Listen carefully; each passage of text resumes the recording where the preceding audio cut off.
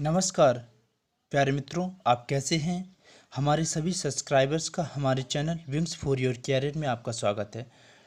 आज मैं आपके लिए महत्वपूर्ण प्रश्न लेकर आया हूं। मैं उम्मीद करता हूं कि आपके आने वाले एग्ज़ाम जैसे railway group D, NTPC, UP लेखपाल के लिए बहुत ही उपयोगी साबित होंगे।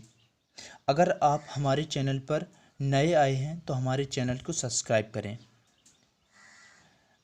आप यकीन मानिए कि जो मैं क्वेश्चन यहाँ पर डिस्कस करूँगा वे सारे एग्ज़ाम में आए हुए हैं और आने वाले एग्ज़ाम में भी आपके लिए उपयोगी साबित होंगे। तो देखते हैं मैंने यहाँ पर पहला क्वेश्चन क्या लिया है। यहाँ पर लिखा है निम्नलिखित में से सूखी बर्फ़ किसे कहा जाता है। तो आपके सामने चार ऑप्शन है। अगर आपको इसका आंसर आ रहा है तो कमेंट बॉक्स में ज़रूर बताएं।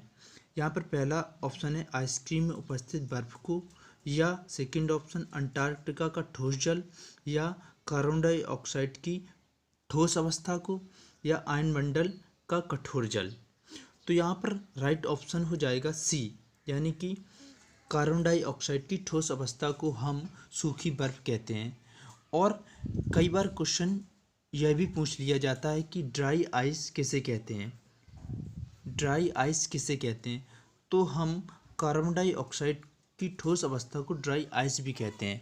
देखिए, जो सॉलिड कार्बन डाइऑक्साइड को ड्राई आइस क्यों कहते हैं, क्योंकि यह सामान्य बर्फ की तरह ठोस द्रव में परिवर्तित नहीं होती है, बल्कि जो एटमॉस्फेयर प्रेशर है और 78.8 डिग्री सेल्सियस तापमान पर यह ठोस से सीधे गैस में परिवर्तित होती है। तो हम इसे कह सकते हैं कि यह कपूर या नेपथलीन की तरह भी होती है, क्योंकि वह भी सीधे इसका ऊर्ध्वपातन हो जाता है, सीधे ठोस से गैस में परिवर्तित हो जाती है। तो इसे हम कपूर या नेपथलीन की तरह भी कह सकते हैं ड्राई आइस को। ठीक है, अब हम चलते हैं सेकंड क्वेश्चन पर। यहाँ पर लिखा है भारत की जीएस लक्ष्मी हाल ही में चर्चा में क्यों थी। पहला ऑप्शन है इंग्लिश काउंटी क्लब के लिए क्रिकेट खेलने वाली पहली भारतीय थी, या सेकंड ऑप्शन है वे पहली महिला आईसीसी मैच रेफरी बनी, या उन्हें वर्ष 2019 के लिए रेमन मैग्सेसे अवार्ड से पुरस्कृत किया गया था, या फोर्थ ऑप्शन है उन्हें वर्ष 2019 यहाँ पर 2019 है 2019 के लिए बुकर प्राइज मिला। तो यहाँ पर राइट ऑप्शन हो जाएगा बी, यानी कि उन्हें पहली महिला आईसीसी मैच रेफरी करने का मौका मिला, और उन्हें यह मौका पहली बार संयुक्त अरब अमीरात और अमेरिका के बीच खेले गए मैच में मैच रेफरी का मौका मिला था। ओके, आपको याद रखना इनका नाम जीएस लक्ष्मी थी, जो मैच रेफरी करने वाली पहली महिला थी। ओके, अब हम चलते हैं नेक्स्ट क्वेश्चन पर। यहाँ पर लिखा है निम्नलिखित में से कौन सा बायोगैस का प्रमुख अवयव नहीं है। आपके सामने चार ऑप्शन है। अगर आपके इन क्वेश्चनों का जवाब पता है तो आप कमेंट बॉक्स में ज़रूर लिखें। देखिए, यहाँ पर चार ऑप्शन है। पहला ऑप्शन कार्बन डाइऑक्साइड को हम बायोगैस का अवयव कह सकते हैं, या नाइट्रस ऑक्साइड को, या मीथेन को, या ऑक्सीजन को। तो यहाँ पर जो राइट ऑप्शन हो जाएगा वो ऑक्सीजन होगा, क्योंकि यहाँ पर यह पूछा है कि बायोगैस का प्रमुख अवयव नहीं है। ये तीनों इसके अवयव हैं, बट ऑक्सीजन इज नॉट अवयव ऑफ बायोगैस। ओके, तो ऑक्सीजन इसका राइट ऑप्शन हो जाएगा। और अगर क्वेश्चन ये आ जाए कि सबसे ज़्यादा बायोगैस का अवयव कौन है, तो मीथेन को हम सबसे ज़्यादा बायोगैस, क्योंकि यह 50 से 75% अवयव पाया जाता है इसमें। और कार्बन डाइऑक्साइड का हम कह सकते हैं 20 से 50% इसमें अवयव होता है। और नाइट्रोजन होती है, हाइड्रोजन भी होती है, नाइट्रस ऑक्साइड भी होती है, एक्सेट्रा। ओके, तो अब हम चलते हैं नेक्स्ट क्वेश्चन पर। यहाँ पर लिखा है राष्ट्रीय डोप परीक्षण प्रयोगशाला किस मंत्रालय के अधीन कार्य करता है। यानी कि जो राष्ट्रीय डोप परीक्षण है ये किस मंत्रालय के अधीन कार्य करता है। तो यहाँ पर आपके सामने चार ऑप्शन है। पहला ऑप्शन है स्वास्थ्य एवं परिवार कल्याण मंत्रालय, या विज्ञान प्रौद्योगिकी मंत्रालय, या युवा कार्यक्रम खेल मंत्रालय या गृह मंत्रालय के अधीन। तो यहाँ पर राइट ऑप्शन हो जाएगा युवा कार्यक्रम खेल मंत्रालय के अधीन। जो NDTL है, नेशनल डोपिंग टेस्ट लैबोरेटरी है, वो युवा कार्यक्रम खेल मंत्रालय द्वारा अधीन आती है। और जो इसमें भारत की यह एकमात्र एजेंसी है, इसकी जो स्थापना हुई थी, इस्टेब्लिश हुआ था, ये 2008 में इस्टेब्लिश किया गया था NDTL को, है ना। और यह अंतर्राष्ट्रीय ओलंपिक समिति जो है IOC and world anti doping agency है, उसके द्वारा इसे इस्टेब्लिश किया गया था, ताकि जो मानव खेलों में प्रतिबंधित दवाओं का परीक्षण किया जा सके।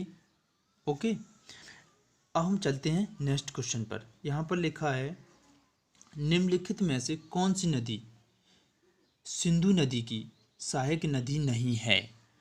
तो आपके सामने चार ऑप्शन है, नुब्रा, लोहित, सियोल और जस्कर। यहाँ पर इसका जो सही आंसर होगा लोहित। सिंधु नदी की सहायक नदी नहीं है। और नुब्रा, सियोल, जस्कर ये सारी सिंधु नदी की सहायक नदी हैं।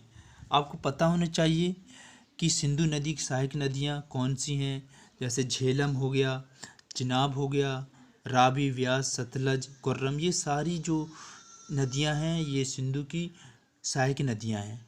ओके, और यहाँ पर जो लोहित है, यह अरुणाचल प्रदेश, असम में बहने वाली नदी है लोहित।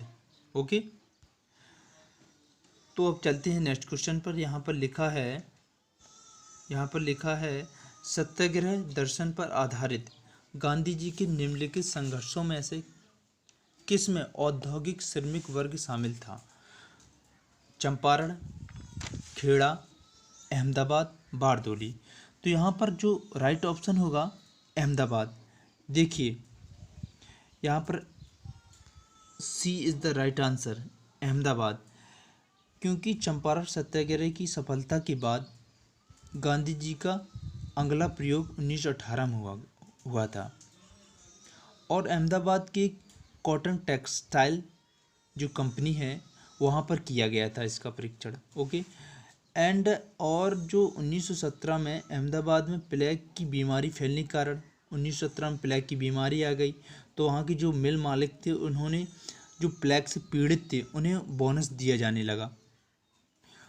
तो 1918 में मिल मालिकों ने एक प्लान बनाया कि जो प्लेग बोनस दिया जाता था उसे समाप्त कर दिया जाए।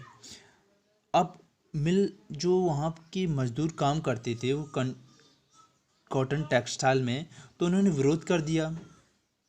तो इसीलिए इस सत्याग्रह को हम अहमदाबाद सत्याग्रह कहते हैं। यहीं पर जो संघर्षों में औद्योगिक श्रमिक वर्ग शामिल था वो अहमदाबाद सत्याग्रह ही था। ये आपके सामने मैं कुछ क्वेश्चन लाया, आपने देखे। अगर आपको इन सारे क्वेश्चनों का PDF चाहते हो तो हमारे टेलीग्राम ग्रुप में जुड़ें, और मैं आपके लिए कुछ खास क्वेश्चन लेकर आता रहूँगा। और अगर आप हमारे चैनल पर नए हैं तो हमारे चैनल को सब्सक्राइब करें और बताएं आपको ये कैसे क्वेश्चन लगे और आपने इन क्वेश्चनों का कितनों का जवाब आ रहा है आपके पास। ओके, चलते हैं, अब मिलते हैं नेक्स्ट वीडियो में। जब तक के लिए अपना ख्याल रखें। Thank you, bye bye, take care.